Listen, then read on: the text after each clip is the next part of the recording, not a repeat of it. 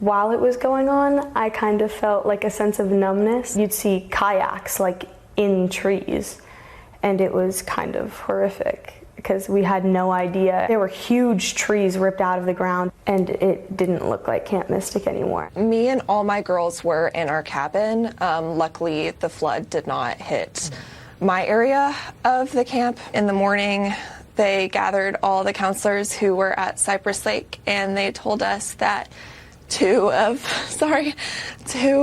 the cabins with the 7-year-old girls were wiped away, and that all these girls were missing. We had people who worked in our office who, were bringing us breakfast, and I got out of my cabin, and my campers were like, look at the lake, look at the river, and I just remember seeing the waterfront was like gone.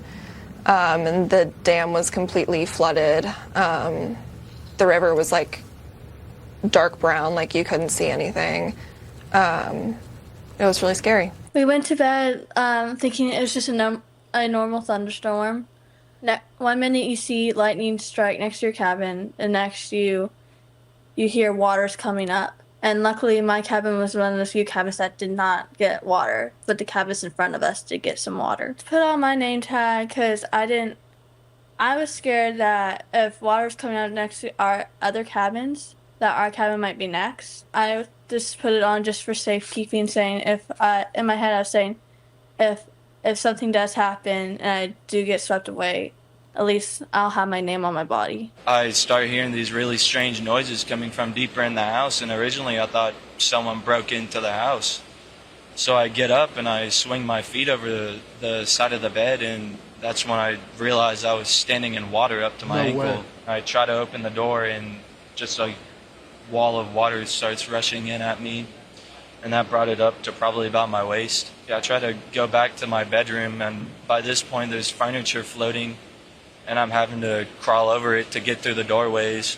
I went outside and just held on to the side of the building.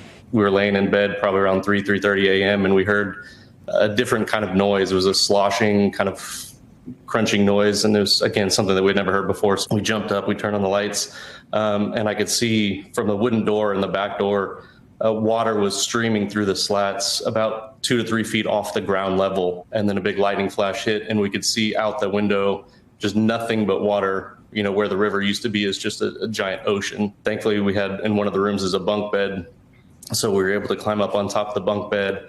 And again, water was coming in from all the doors and windows, and eventually one of the doors gave way.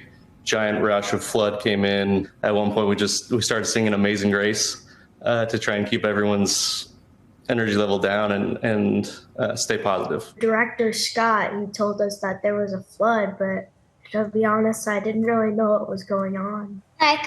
When I woke up, I turned my flashlight on, and I think I saw water outside. He had to climb from initially the bottom bunk to then the top bunk and then ultimately to the rafters to try to avoid the water. Well, when they were saying cabin 6 was in the middle of the flood, I was like, that's crazy because my little brother was in that cabin. To be honest, I was more worried about Brock than myself. Carl Jeter spotting this woman clutching onto a tree as floodwaters rushed beneath. Her car long since washed away. Jeter flagging a DPS agent to radio firefighters who were finally able to rescue her after the more than 4-hour ordeal.